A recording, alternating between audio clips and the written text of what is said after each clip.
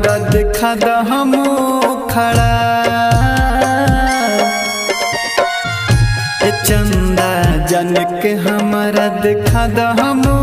खड़ा कि उनका बिना न लागे दिल जियल भइल मुश्किल कि उनका बिना न लागे दिल जियल भइल मुश्किल चंदा जन के हमारा देखा द हम खड़ा।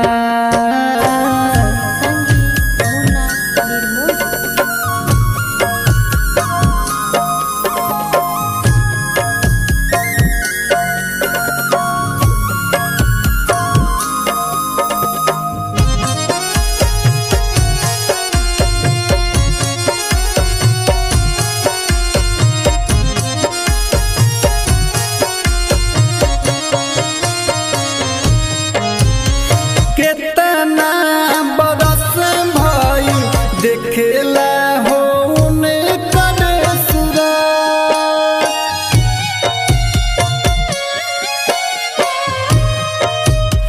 पहिले तरहलियू सुन न हमार मुराद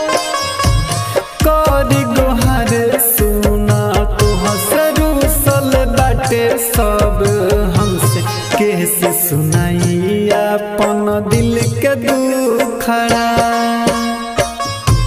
कैसे सुनाई अपन दिल के दुखड़ा उनका बिना न लागे दिल जियल भइल मुश्किल उनका बिना न लागे दिल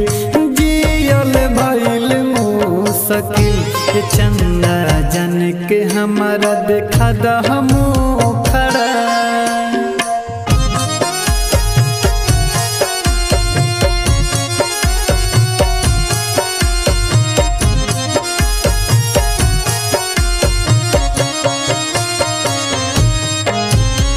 पता नहीं लागे बाड़ी कवाना हो परदेश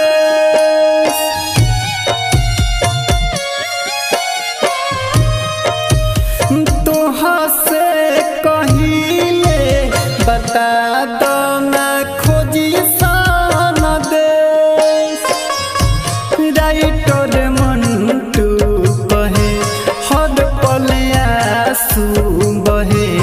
और सामरिया सुख के भइल सुखड़ा और सामरिया सुख के भइल सुखड़ा उनका बिना न लागे दिल जियल भइल मुश्किल उनका बिना न लागे दिल जियल भइल मुश्किल चंदा जन के हमारा देखा द हम खड़ा।